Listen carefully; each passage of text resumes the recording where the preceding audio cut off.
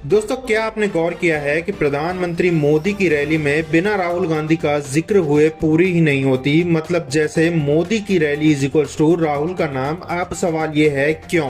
क्या राहुल गांधी की बढ़ती जननायक वाली इमेज मोदी जी को परेशान कर रही है, या फिर राहुल गांधी अब मोदी जी की रैलियों के अनऑफिशियल स्टार बन चुके हैं? आज बिहार के समस्तीपुर से मोदी जी ने प्रचार की शुरुआत की और हमेशा की तरह राहुल गांधी और कांग्रेस पर तंज कसना शुरू कर दिया।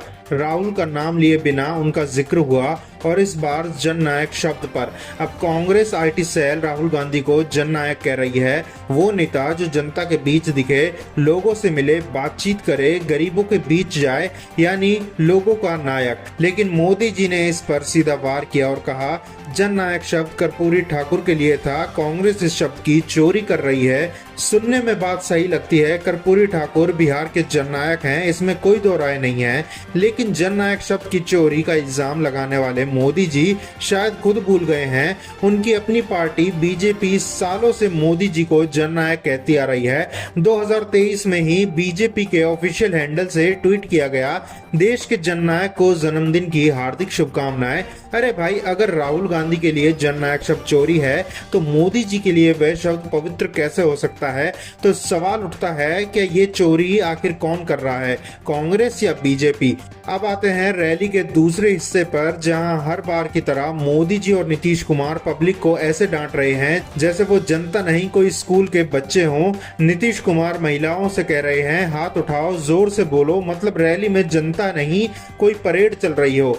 भाई, पब्लिक का काम नेता की आरती उतारना नहीं। सरकार अगर पैसा दे रही है तो वो टैक्स पेयर्स का पैसा है, किसी के मामा का नहीं। और फिर मोदी जी जब नारे लगवाने लगे नई रफ्तार से चलेगा बिहार, तो जनता खामोश, कोई जोश नहीं, कोई नारा नहीं।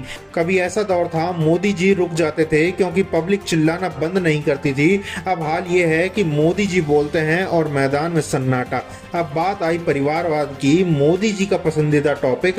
हर रैली में वह एक ही लाइन बोलते हैं, विपक्ष परिवारवाद में डूबा हुआ है। सही बात है, कांग्रेस और आरजेडी में परिवारवाद है, लेकिन सवाल यह है कि बीजेपी इससे अछूती है। इंडियन एक्सप्रेस के डेटा के मुताबिक कांग्रेस के 857 सांसद विधायक परिवारवाद से आते हैं, लेकिन दूसरी ओर बीजेपी में 2078 के करीब सांसद और विधायक परिवारवाद से ग्रसित हैं। जी हाँ, डबल से भी ज्यादा। और मंच पर मोदी जी के साथ कौन बैठे थे? चिराग पासवान, जिनका पूरा करियर डायरेक्ट पारिवारिक ट्रांसफर है। बीजेपी में अनुराग ठाकुर, राजनाथ सिंह के बेटे विधायक हैं। अमित शाह के बेटे आईसीसी और बीसीसीआई के चेयरमैन रह चुके हैं। तो क्या ये सब टैलेंट से हुआ है या टाइटल से? खुद मोदी जी के कैबिनेट में 11 मंत्री ऐसे हैं जो परिवारवाद से आते हैं। 6 मुख्यमंत्री हैं जिनका बैकग्राउंड पारिवारिक है। तो फिर परिवारवाद विपक्ष में क्यों दिखता है? क्यों नहीं अपने घर की झाड़ू पहले उठा ली जाए? असल मुद्दा यह है दोस्तों, भारत की राजनीति में हिपोक्रेसी के लेवल पीक कर चुका है। नेता वही करता है जिससे वह खुद मना करता है। बात जनता की करते हैं लेकिन हर बार जनता को ही डांटते हैं। वो जननायक कहलवाना चाहते हैं लेकिन जनता की आवाज सुनना नहीं चाहते।